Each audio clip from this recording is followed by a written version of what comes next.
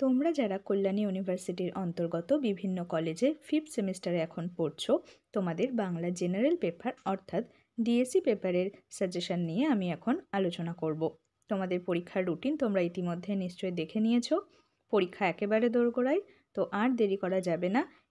এখন থেকেই তোমাদের সম্পূর্ণ প্রস্তুতি ভালোভাবে নিয়ে ফেলতে হবে এবং সেই মতন পরীক্ষা দিয়ে ভালোভাবে কিন্তু পাশ করতেই হবে। সাপ্লি যেভাবে আসছে সেই সাপ্লি পেলে কিন্তু চলবে না। তো তোমরা দেখে নাও সম্পূর্ণ সাজেশনটি।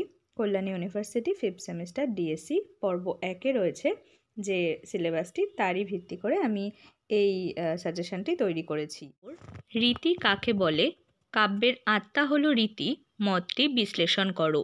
2 নম্বর, রস কাকে বলে? বাক্যং রসাত্মকং কাব্যম, অর্থাৎ রসাত্মক বাক্যই কাব্য বলতে কি বোঝো লেখো। 3 নম্বর, ধ্বনি কাকে বলে? শ্রেষ্ঠ কাব্যের আত্মা ধ্বনি, আলোচনা করো। অথবা দিয়ে এই প্রশ্নটাই ঘুরিয়ে দিতে পারে, রসের ব্যঞ্জনায় বাক্যকে কাব্য করে, এই মতটি বিশ্লেষণ করো।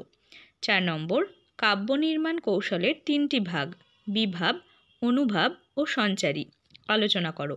অর্থাৎ প্রধানত পর্ব 1-এ তোমাদের 3টি বিষয় দেখতে হবে।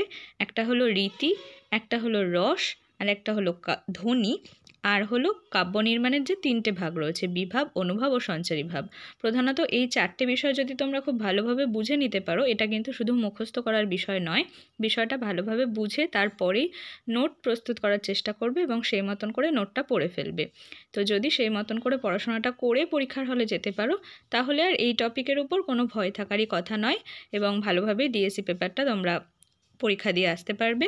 তো চলো, আজকের সাজেশনটি এই পর্যন্তই। সকলের পরীক্ষার জন্য আগাম শুভকামনা রইল।